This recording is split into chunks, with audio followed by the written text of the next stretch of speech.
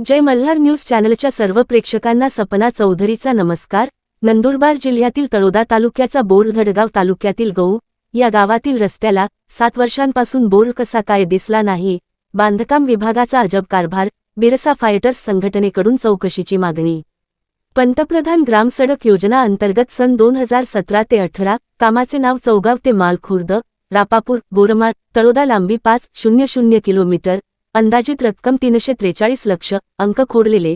या कामाचे भूमिपूजन दिनांक 2019 रोजी खासदार डॉक्टर हिना गावित, खासदार नंदुरबार लोकसभा मतदारसंघ यांच्या शुभहस्ते करण्यात संपन्न।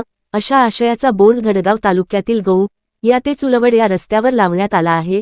तळोदा तालुक्यातील चौगाव ते राजापूर गावाच्या रस्त्याचा बोर बांधकाम विभागाने धडगाव तालुक्यातील गौ या ते चुलवड रस्त्यावर का लावला, यामागे काय गौडबंगाल आहे, अशी उलटसुलट चर्चा जनतेत रंगू लागली आहे। तळोदा तालुक्यातील रस्ता कामाचा बोर्ड धडगाव तालुक्यातील गौ या रस्त्यावर कोणी व का लावला, अशी शंका वर्तवली जात आहे। धडगाव तालुक्यातील गौ या ते चुलवड रस्त्यावरील पुलांचे काम हे संबंधित ठेकेदार पावसाळ्यात सुरू करतात आणि पावसाळा संपला की बंद करतात।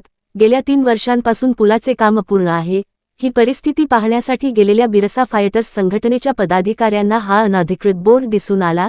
या बोर्डची सखोल चौकशी करून संबंधित रस्त्याचे काम पूर्ण झाले किंवा नाही याची चौकशी करून संबंधित दोषी अधिकारी व ठेकेदारावर गुन्हा दाखल करून कायदेशीर कठोर कारवाई करण्याची मागणी बिरसा फायटर्स संघटनेने जिल्हाधिकारी नंदुरबार यांच्याकडे केली आहे। गेल्या 7 वर्षांपासून हा बोर्ड परिसरातील आदिवासी बांधवांना कसा काय दिसला नाही, असाही प्रश्न निर्माण झाला आहे। सपना चौधरी, जय मल्हार न्यूज, नंदुरबार।